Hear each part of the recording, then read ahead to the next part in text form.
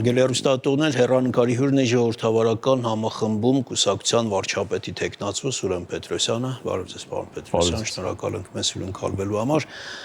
4 օր է մնում քարոզարշավի ավարտին, կարծում եմ կարելի է որոշակիորեն արդեն ամփոփել։ Արդյունքները ամփոփել բնականաբար դեռ վաղ է եւ չի կարելի, որովհետեւ դրա վերջնական գնահատականը տալու է բնականաբար ժողովուրդը,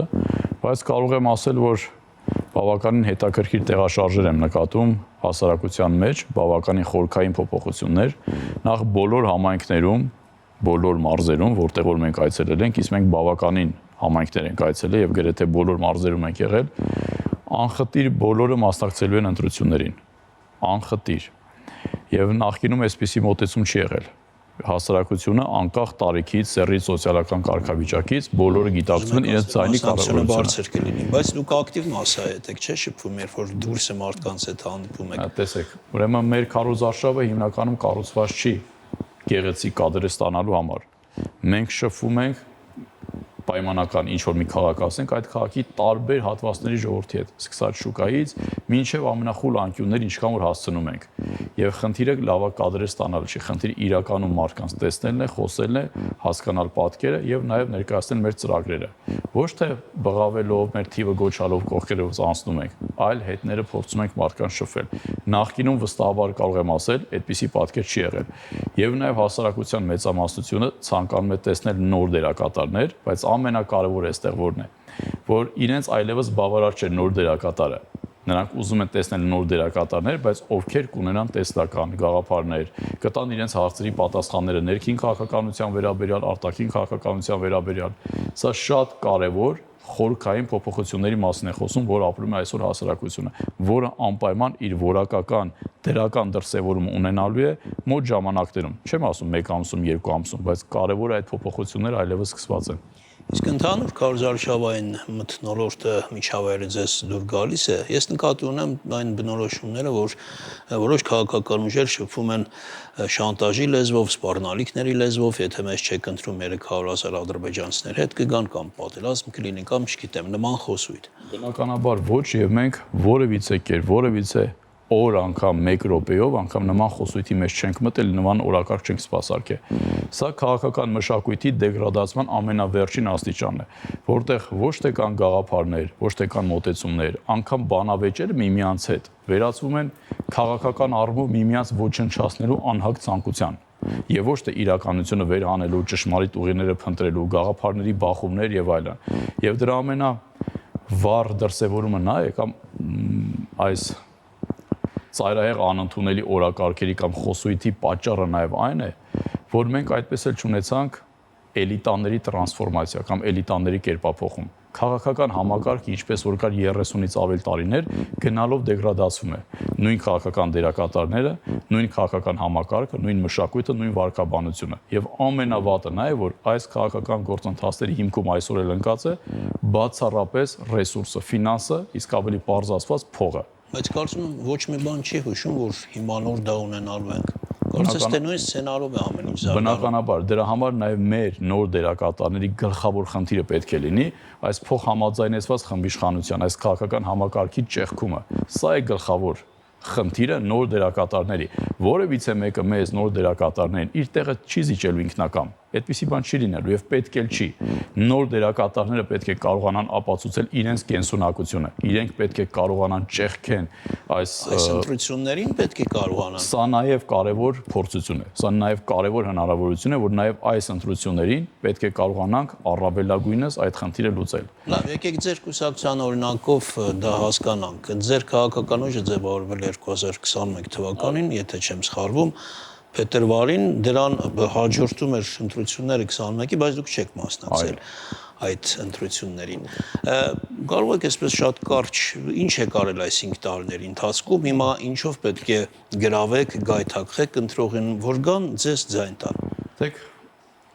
երևի թե միակ քաղաքական ուժը, որը ձևավորվել է 21 թվականին եւ այս 4 տարիների ընթացքում մշտապես եղել է ակտիվ բոլոր գործողությունների, բոլոր գործընթացների հիմքում ոչ միայն ունեցել է դիրքորոշում, այլ նաեւ ակտիվորեն մասնակցել է տարբեր process-ների եւ նաեւ անգամ process-ները գեներացնել, սկիզբ դրել։ 21 թվականից սկսած մենք մեր օրակարգերը, մեր գաղափարները սպասարկող տարբեր միջոցառումներ ենք իրականացրել։ Սկսած առաջինը օրինակ 21 թվականին, երբ 44 օրյա պատերազմը ավարտեց, առաջի կուսակցությունը այս 30-ից ավել տարիների ընթացքում եղել ենք մենք, որ Արցախում հիմնեցինք ներկայացուցչություն մեր գրասենյակի։ Ոչ թե հիմնեցինք կուսակցություն այնտեղ, որտեղ պետք է մասնակցեինք ընտրությունների, այլ մեր ներկայացուցչությունը, այսինքն որևիցե քաղաքական մասնակցության հավակնություն չունենք։ Այնտեղ առաջին իսկ օրվանից, երբ մարդիկ անգամ վախենում էին մտածել Արցախ այցելության մասին, մենք մեր գրասենյակի միջոցով այնտեղ արեցինք բավականին միջոցառումներ, նկարեցինք անգամ սոցիալական հոլովակ, թե ինչքան կարևոր է Արցախ այցելելը, որ քանի որ հողը պատկանում է նրան, ով այնտեղ ապրում է, որ կապը չխզվի։ Մշակութային բազմաթիվ միջոցառումներ իրականացրեցինք։ 22 թվականին հաջորդեց աղավնոյի գործընթացը, երբ մարդիկ այսօր Միջանցքի տրամադրմանը դեմ խոսք են ասում, զարմանալիորեն այն ժամանակ այդ նույն ժամանակահատվածում որևիցե մեկը ձայն չէր անում։ Էլի մենք էինք, որ գնացինք աղավնու, ասեցինք, այս տրամաբանությամբ հնարավոր է գործընթացները շեղել, երկարաձգել եւ ընդհանրապես հունից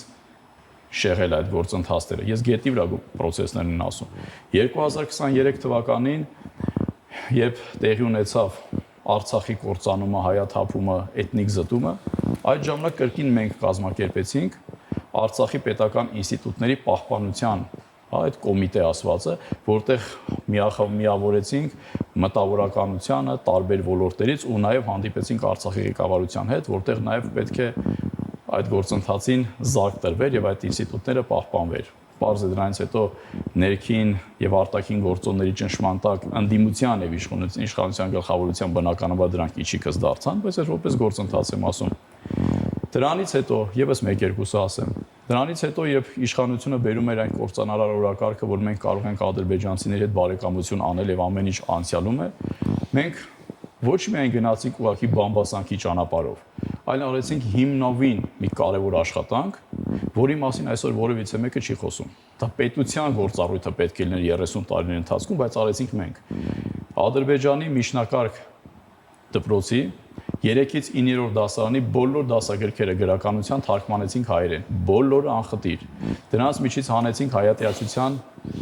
հայատյացություն պարունակող նյութերը։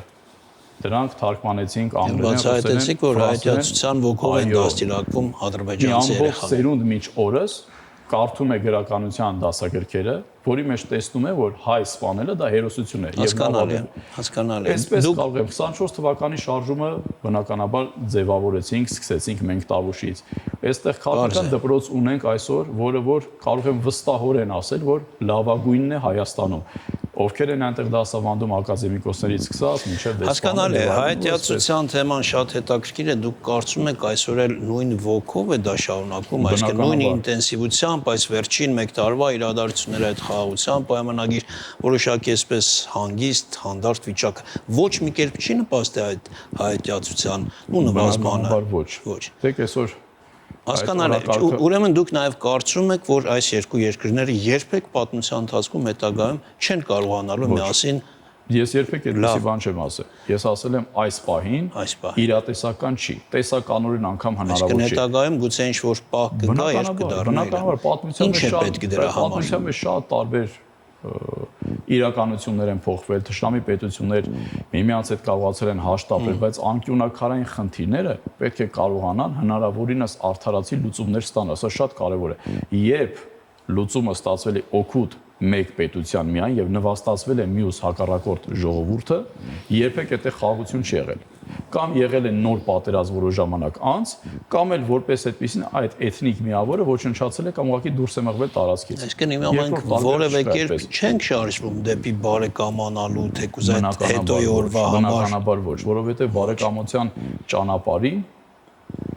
կամ բարեկամության ճանապարհը պետք է բռնեն երկու ժողովուրդները միաժամանակ։ Այսօր միայն հայկական կողմն է, որ ամեն պահանջի ադրբեջանական ուղղակի համաձայնություն է տալիս եւ ձեռքերը վեր է պարզում։ Ադրբեջանական կողմին եթե նայեք, կտեսնեք, որ հայատյացությունը ոչ թե մնացել է նույն մակարդակին, այն շատ ավելի ուժեղացել է։ Գոնե մենք դրա մասին կարող ենք վստահ ասել, որովհետեւ մենք այն բացառիկ նաեւ ինստիտուտն ենք եղել, որը այդ ամենը այդ մակարդակի ուսումնասիրել է եւ այսօր էլ դրա մասին կարող ենք ասել։ Հասկանալի է։ Իշխանությունը ամբողջ այսօր պետական ապարատը հիմնված է բացառապես հայերին որպես թշնամու կերպար ներկայացնելու վրա։ Իշխանությունը ամբողջ դրա վրա է կառուցված։ Պարոն Պետրոսյան, ինչ հավակնություններով եք մասնակցում այս ընտրություններին։ Մենք շատ պարզ եւ առանց մեծամտության դրա մասին միշտ հայտնել ենք, որ մենք ակնկալում ենք լինել պարլամենտում։ Մեր նվազագույն խնդիրը լինել պարլամենտում։ Արտարել 4%-ի շեմը անցնել։ Այո, եւ սա շատ կարեւոր ու առանցքային է։ Նաեւ մեր հասարակությունը, մեր ժողովուրդը, մեր քաղաքացիները պետք է շատ լավ իմանան։ Այսօր իշխանությունը եւ ընդդիմությունը մանիպուլացնում են նրանց, ասելով որ գիտեք, դուք գնում եք ուղիղ վարչապետ ընտրելու։ Սա ամենամեծ կեղծիքն է։ Ժողովուրդը չի գնում ուղիղ վարչապետ ընտրելու, ժողովուրդը գնում է պարլամենտ ընտրելու, ներողություն, գնում է պարլամենտ ընտրելու։ Եվ ով գնում է ընտրելու պարլամենտ, ոչ թե պետք է առաջնորդվի վատի ու վատագույնի միջև ընտրությունով, այլ պետք է իմանա, որ իր քվեից է կախված, արդյոք ինքը ունենալու է նույն 21 թվականի պարլամենտը կամ 17 թվականի կամ դրանից առաջվա պարլամենտը, թե այլ որակի է լինելու։ Եվ այստեղ ամենևին է կապ չունի, եթե ընտրությունը եղավ վատի ու վատագույնի միջև, կապ չունի ով կլինի իշխանություն, ով ընդդիմություն։ Բարձրագույն մարմինը քաղաքական իմաստով պետություն, դա պարլամենտն է։ Եթե նույնն է գումարել տեղերը փոխես, գումարը չի փոխվելու։ Իսկ մեր պարագայում պարլամենտում լինելը արդեն կնշանակի այս փոխհամաձայնեցված խմբի իշխանությունը ճեղքելը։ Նոր մշակույթ, նոր որակ, նախկին ներկա իշխանություններից զերծ կապանքներից դուրս միևնույն ժամանակ արտաքին դերակատարների վերահսկողությունից նաև դուրս ուժ, որը էական փոփոխությունների սկիզբը կարող է դնել։ Ես ձեզ չեմ շտապեցնում, ուղղակի ժամանակը քիչ է։ Եթե ես մյուս տեխնիկական հարցն տամ պարլամենտ անցնելու պարագայում, պատրաստ եք կազմել ինչ-որ քաղաքական ուժի հետ կոալիցիա, այսպես ասած։ Որևիցե պարագայում մեր ուժը իր ձայները, այսպես եմ ասում, որ ավելի պարզ լինի մեզ լսողների համար, իր ձայները չի տալու ոչ քաղաքացիական պայմանագրին, ոչ էլ տիտղոսակին ընդդիմությանը, որևիցե պարագայում, անկախ ինչ ճնշումներ կլինեն, ինչ մանիպուլյացիաներ կլինեն, որևիցե պարագայում։ Ոչ մեկին այսինքն։ Ոչ մեկին։ Այս իրավիճակում ոչ մեկին։ Եվ ընդհանրապես ոչ մի իրավիճակում նկատելով, երբ որ հիմնական դերակատարները նրանք են, ոչ մեկին դա ուղղակի բացառված է։ Նաև մենք դրա բարոյական իրավունքը չունենք, որովհետև մենք քաղաքացիներից ստանալու ենք ձայները հենց նաև այս օրակարգի համար։ Հետևաբար մենք այդ իրավունքը անգամ չենք ունենալու քաղաքացիներից ստացված այդ ձայն, այդ վստահությունը, պատվիրակված իրենց ձայները մենք ինքներս որոշենք ում կտանք։ Չի լինելու այդպեսի բան։ Նախ մենք դա ցանկությունը չունենք եւ երբեք չենք ունենալու եւ այդ վճռականությունը հույս չդնեն որևէ քաղաքական։ Բնականաբար ոչ։ Դրա համար մենք ամենասկզբից ենք ասել, ոչ իշխանությունը, ոչ էլ տիտղոսակին ընդդիմությունը։ Հասկանալ է, վերջին այս շրջանի քաղաքական զարգացումներից էլ խոսենք։ Ես ուզում եմ անպայման հարցնել Եվրամիություն, ԵԱՏՄ այս տիրույթում, այս վեճի բանավեճի մեջ ձեզ դեպի որ կողմն եք ավելի կողմնորոշված։ Մենք կողմնորոշվում ենք դեպի Հայաստան։ Ուրեմն այդ օրակարգը ամենակեղծ խոսույթն է, որը տրամադրվում է հասարակությանը։ Պատկերացեք այս բարդ բազմաբևեռ այս պայն բազմաբևեռ աշխարհում, խորհրդային փոփոխություններում, տարածաշրջան, աշխարհ եւ ընդհանրապես եթե տարածաշրջան ասենք նայն կենտրոնականացիա, այսինքն կարելի է ոչ այնտեղ լինել, ոչ այնտեղ լինել այստեղ եւ ամեն ինչ ունենալ։ Տեսեք, բնականաբար այս բարդ իրավիճակում պարզագույն հարցերով որոշել թե որտեղ պետք է գնանք, սա ինքնախապեյություն է, պոպուլիզմ, որը փորձում են հասարակությանը իրենց կողմ քաշել։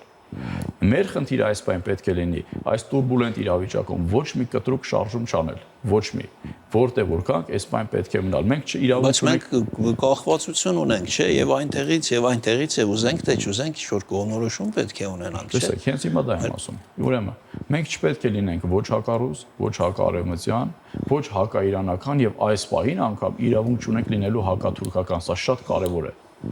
Հետևաբար այս պահին